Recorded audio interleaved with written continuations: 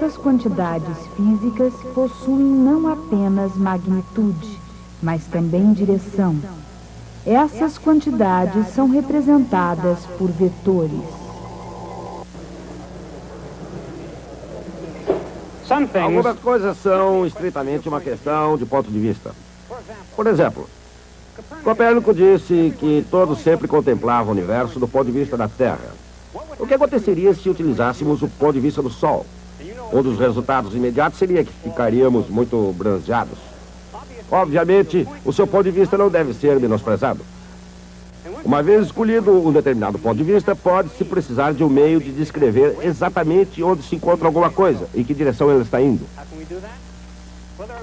Como fazer isso? Por exemplo, os jogadores de xadrez possuem uma maneira de dizer exatamente onde no tabuleiro está cada peça e de que maneira ela se move. Crianças brincando de batalha naval sabem como descrever onde está cada coisa. É claro que, assim como esses jogadores de xadrez e essas crianças, nós, cientistas, precisamos de ter algum meio de descrever exatamente onde alguma coisa se encontra. No norte do Oceano Pacífico, pode ocorrer uma batalha naval que provavelmente não ocorreria numa brincadeira infantil. Este é o centro da guarda costeira em Alameda, um ponto estratégico na Baía de São Francisco. Aqui, os métodos para se localizar ou lançar um navio a qualquer hora são rigorosamente profissionais.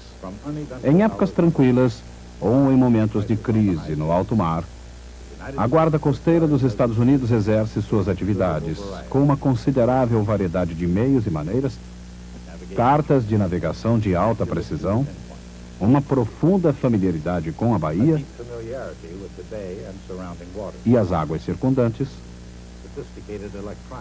sistemas eletrônicos requintados, dispositivos de rastreamento muito eficazes e um pessoal de terra de nível excepcional. Esses são os recursos da Guarda Costeira dos Estados Unidos.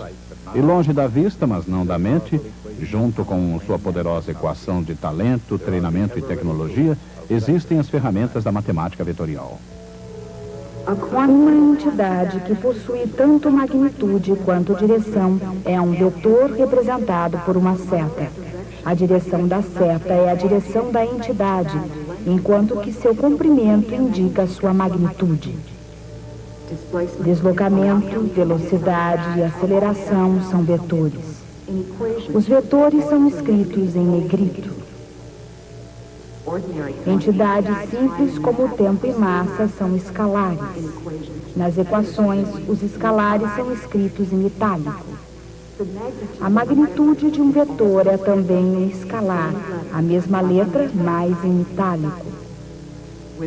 Com os vetores, até mesmo as operações matemáticas mais comuns adquirem um significado inteiramente novo.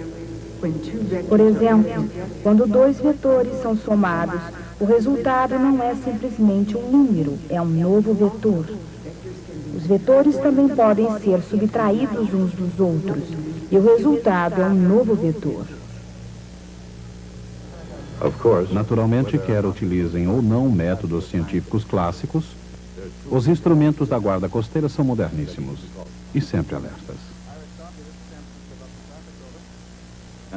Um oficial recebe um sinal de socorro. Ele está preparado para qualquer eventualidade que possa aparecer. No desempenho do dever, a Guarda Costeira salva toda e qualquer criatura no mar. A Guarda Costeira salva até mesmo aqueles que ficariam melhor em terra firme. Uma tripulação de marinheiros domingueiros no iate Irish Coffee. Parece que eles se desviaram do rumo para uma posição completamente desconhecida. Também totalmente desconhecida é a maneira pela qual o comandante e a tripulação arranjaram esse problema. De qualquer maneira, a Guarda Costeira utiliza seus próprios recursos.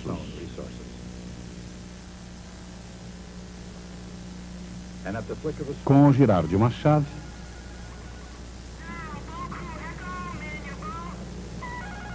lá vão eles à ação.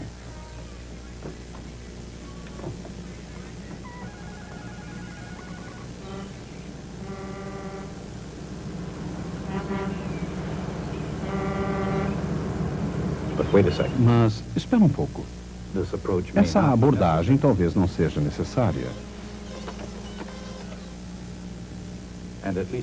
Do ponto de vista da tripulação, pelo menos enquanto houver comida e bebida, a situação ainda não é de crise no Irish Coffee.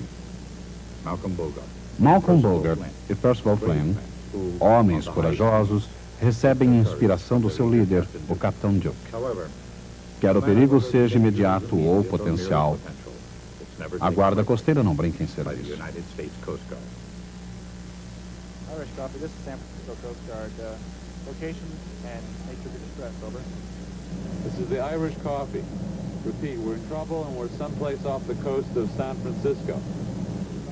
Irish Coffee to San Francisco Coast Guard. Request you monitor channel 13 and contact us every 15 minutes, over. Great. Not only are we not sailors, we're not map readers either. Well, it's got to be in the blue part, right? Because that's where we are. We got to be in the blue. Estar perdido no mar não é brincadeira. E um convidado desinformado pode tornar a situação no mínimo perigosa. Especialmente quando essas coordenadas estão no mapa rodoviário de São Francisco. De qualquer maneira, podemos aprender algo aqui. Essas linhas formam uma rede retangular, ao menos tão retangular quanto a superfície esférica da Terra o permite. Qualquer ponto desse mapa pode ser localizado determinando-se sua posição horizontal e vertical. Por exemplo, imaginemos algum local do mapa marcado com um ponto vermelho. Suponhamos que o ponto vermelho tenha a coordenada horizontal x de menos 150 quilômetros. E suponhamos que sua coordenada vertical, y, tenha menos 124 quilômetros. Quaisquer que sejam as distâncias na Terra, no mar ou no ar, um sistema de coordenadas é vital para qualquer mapa. Os mapas de ruas das grandes cidades geralmente utilizam quadriculados, como o mapa da cidade de Nova York. Cada mapa possui o seu próprio sistema de coordenadas. Mas até mesmo no caso de locais famosos como Central Park, Boston Common, ou a Casa Branca na Avenida Pensilvânia, os mapas podem confundir uma pessoa que não esteja familiarizada com um sistema retangular de coordenadas. Naturalmente, para o carteiro, o bombeiro, o entregador ou o motorista de táxi, esses quadriculados são simplesmente uma maneira de se ir de um lugar para outro. Mas para alguns, encontrar o seu caminho pelo mundo é um verdadeiro desafio. Um desafio semelhante ao enfrentado por homens que realmente compreenderam o significado da palavra coordenadas. Na história da matemática, René Descartes e Pierre de Fermat escreveram o primeiro capítulo sobre sistemas de coordenadas no século XVII. Esses sábios franceses desenvolveram um engenhoso esquema interrelacionado à geometria e à álgebra. Ao mesmo tempo, mas do outro lado do Canal da Mancha, John Wallis desenvolveu uma teoria que seguia uma linha semelhante. Embora Carl Friedrich Gauss tenha posteriormente inventado o termo, Wallis foi o primeiro a introduzir a ideia do número complexo. Em seu livro Álgebra, Wallis representou o número complexo A mais B, I, por exemplo, medindo a parte real A ao longo de um eixo horizontal e a parte imaginária, B, ao longo de um eixo vertical. Ainda hoje, os números num mapa quadriculado podem parecer complexos. Se nas ruas das cidades as pessoas podem sentir-se desorientadas, imaginem a dificuldade daqueles estranhos no mar.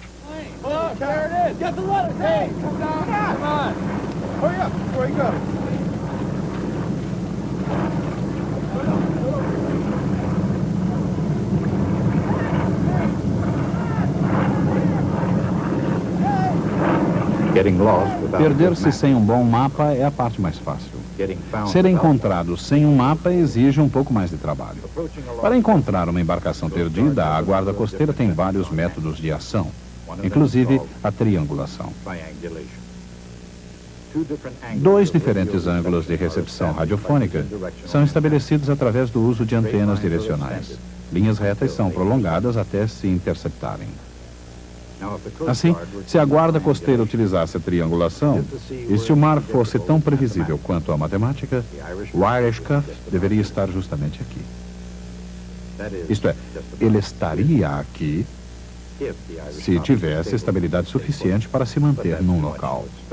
Isso seria esperar demais, porque, à mercê das correntes, as embarcações flutuam à deriva por todo o mar. Saber sua localização num determinado momento e local não é o suficiente. A guarda costeira necessita a direção e a velocidade de deriva do Irish Cuff. Em que direção? Com que velocidade? Embora o comandante adote uma abordagem novelesca, ele não encontrará respostas nas páginas do Moby Dick. Como não se vê sinal de buscas, outro sinal de socorro não deverá fazer mal algum.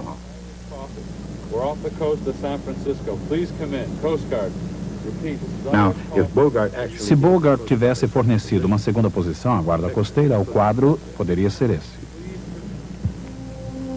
As duas posições são unidas por uma seta da posição 1 para a posição 2. A direção da seta mostra em que direção a embarcação está sendo levada pela correnteza. Seu comprimento mostra que distância. Essa seta é chamada vetor deslocamento. Com mais informações, a guarda costeira pode estimar a rota da embarcação à deriva, unindo a ponta de um com o final de outro vetor deslocamento, resultando uma soma de vetores. A velocidade de deriva pode ser calculada dividindo seus vetores pelo intervalo de tempo entre os sinais.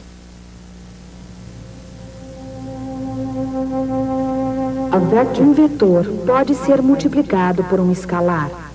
Este novo vetor terá o mesmo sentido, caso o escalar seja positivo. Mas sua magnitude poderá ser diferente. Multiplicando-se um vetor por um escalar negativo, seu sentido é invertido. É claro que a moderna guarda costeira raramente calcula a rota de embarcações à deriva, calculando à mão os vetores deslocamento e velocidade. Contudo, quando se trata de compreender certos princípios de navegação e matemática, o valor do vetor não pode ser superestimado, assim como sua história não pode ser ignorada. A álgebra vetorial nasceu no século XIX, e seus criadores foram William Rowan Hamilton, um irlandês, e o alemão Hermann Grassmann. Na elaboração dessa matemática, Grassmann tentou desenvolver uma estrutura algébrica, na qual geometria com qualquer número de dimensões pudessem ser tratadas. Embora muitos na época considerassem o seu trabalho muito complicado, as sementes da matemática de Hermann Grassmann têm origem na Grécia Antiga. Além de tudo, a lei do paralelogramo, para a composição de forças considerada por Aristóteles no caso particular de um retângulo, é um exemplo da soma de vetores.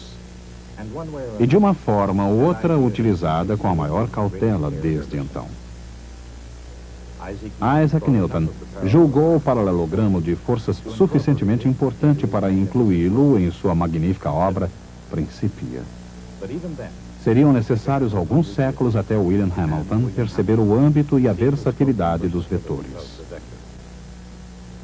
Numa tentativa de interpretar matematicamente a rotação no espaço, em termos físicos, Hamilton buscou um sistema análogo de números complexos tridimensionais. Ao invés disso, acabou descobrindo uma álgebra de objetos quadridimensionais, a que deu o nome de quaternions. Um quaternion tem uma parte vetorial tridimensional e uma parte escalar unidimensional. Embora a ideia dos vetores e escalares só viesse a ser refinada na época moderna, Hamilton havia desenvolvido uma convincente maneira de expressar a mecânica de Newton. James Clerk Maxwell, um pioneiro da eletricidade e do magnetismo, percebeu o brilho teórico das ideias de Hamilton. Mas, mesmo assim, elas não tiveram aceitação geral. Para serem eficientes, conteúdo e forma precisam estar juntos. Embora a teoria de Hamilton fosse brilhante, sua forma era complicada demais para sobreviver. Mas, em sua essência, a teoria conseguiu sobreviver. No século XIX, o professor da Universidade de Yale, Josiah Wheeler Gibbs, tomou emprestado algumas ideias originais de Hamilton e Grassmann, aplicando-as à física teórica. Relutando em receber o mérito por ideias que não eram originalmente suas, Gibbs esperou 2 décadas antes de permitir que E.B. Wilson reproduzisse suas fórmulas em um livro. Finalmente, com a publicação em 1901, os vetores percorreram o mundo até que, como o som da música, puderam ser ouvidos em toda a parte.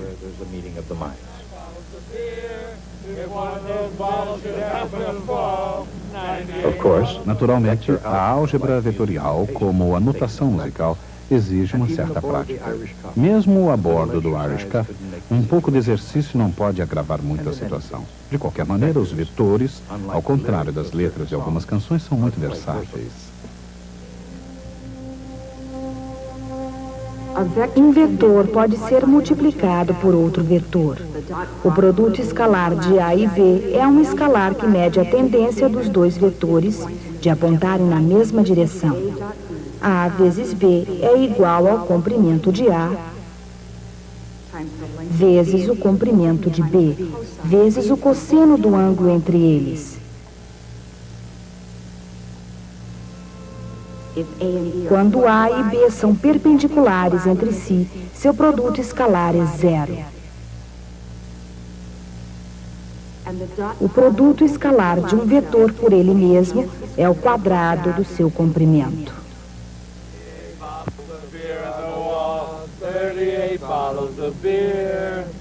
Moving right along. O produto vetorial de 2 vetores é um novo vetor, perpendicular ao plano dos 2 vetores originais. Seu comprimento é numericamente igual à área do paralelogramo formado pelos vetores originais.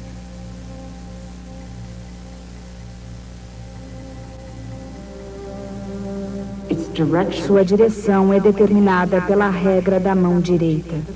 O produto vetorial mede a tendência dos vetores de serem perpendiculares e constitui um dos meios mais eficazes de se escrever corpos em oscilação ou rotação.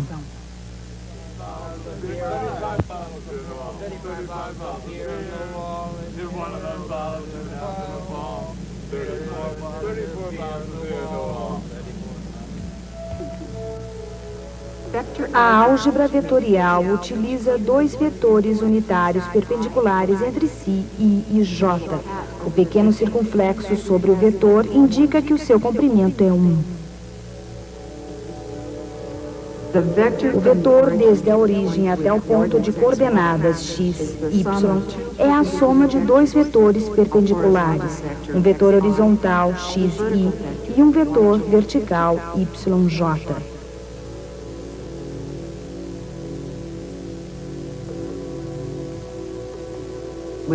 Com o auxílio de I e J, a soma e multiplicação de vetores podem ser realizadas através da álgebra comum.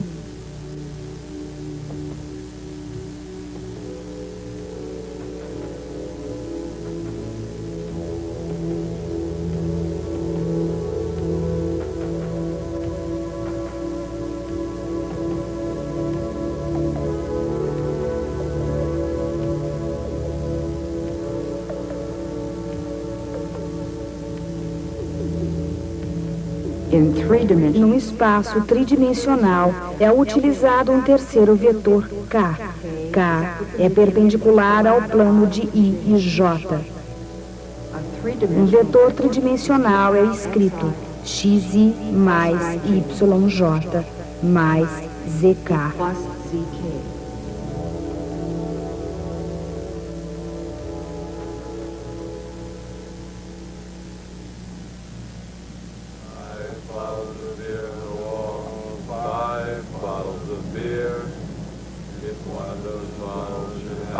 Uma canção se propagando é uma coisa.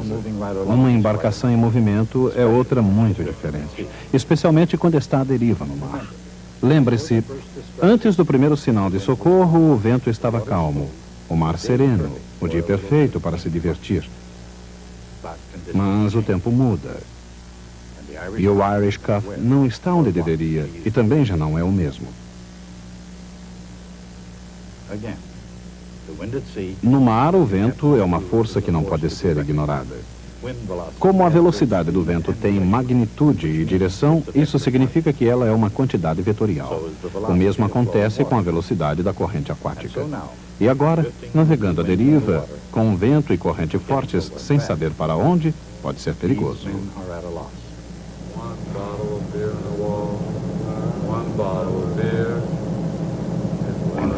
E finalmente, eles o percebem.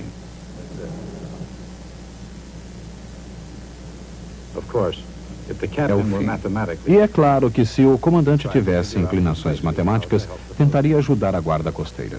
Ele determinaria a posição de sua embarcação, talvez 150 quilômetros a oeste e 124 quilômetros ao sul da base de Alameda, da guarda costeira.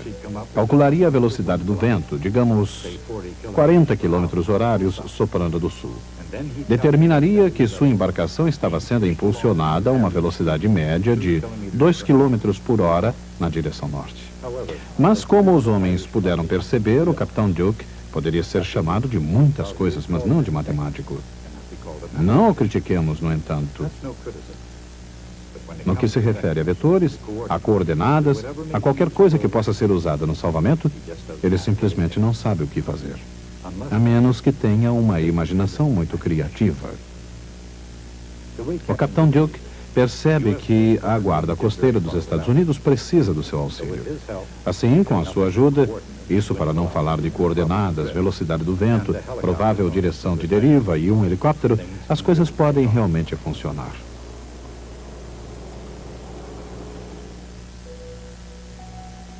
O capitão Duke acredita que o piloto tem combustível suficiente a uma velocidade máxima de 125 km por hora para permanecer no ar durante 4 horas.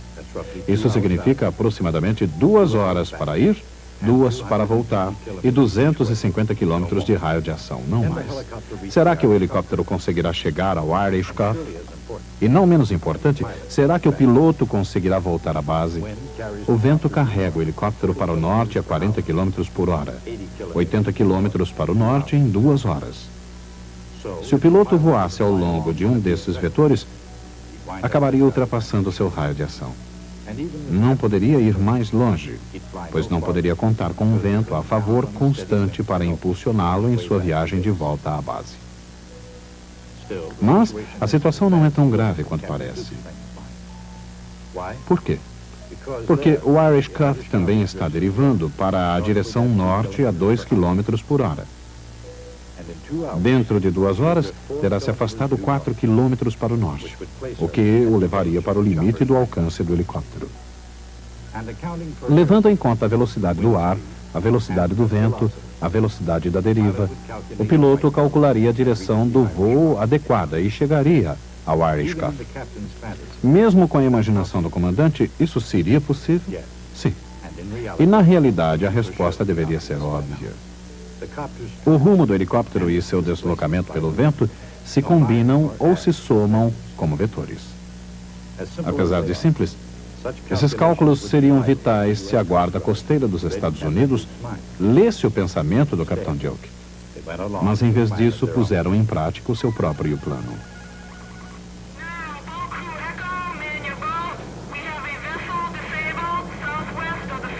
O Irish Cuff está ao sul das Ilhas Farallon, próxima à Baía de São Francisco, a uma distância muito pequena. Assim, dentro de pouco tempo, o comandante e sua tripulação estarão salvos. Muito antes que se acabe seu estoque de comidas e bebidas, eles estarão em terra seca. E até que aprendam suas lições de navegação, sem mencionar cálculo vetorial, esse é exatamente o lugar em que devem ficar. Antes de Copérnico, o centro da Terra era o centro do universo. Aliás, no mundo aristotélico, a própria ideia de lugar não tinha significado, exceto quando se queria informar sua posição referida ao centro da Terra. Quando Copérnico entrou em ação, o que ele fez foi aplicar rotineiras operações matemáticas, escrevendo as equações das órbitas planetárias no diferente sistema de coordenadas. O mundo jamais seria o mesmo. Mas isto é uma afirmativa enganadora. Dá a impressão de que o importante é ter o sistema de coordenadas correto. A verdade é justamente o oposto. Todos os sistemas de coordenadas são bons. Copérnico diz que a origem deve estar no Sol. A guarda costeira diz que a origem deve estar em sua estação coordenadora. E ambos estão igualmente certos. Podemos dizer isso de maneira mais profunda. As leis da física são exatamente as mesmas em qualquer lugar. As leis de Newton funcionam tanto na nebulosa do Caranguejo quanto em Kansas City. E porque nós acreditamos nisso, precisamos de uma forma de expressar essas leis, que se aplicam da mesma forma em todos os sistemas de coordenadas. E essa maneira é através dos vetores. A ideia de um vetor é desconcertante, porque um vetor possui um tamanho e uma direção, mas não ocupa um lugar. Mas isso é exatamente o que precisamos para representar leis que são iguais em todos os lugares. Na próxima aula, analisaremos uma equação vetorial, que é o núcleo da compreensão do mundo. I'll see you then.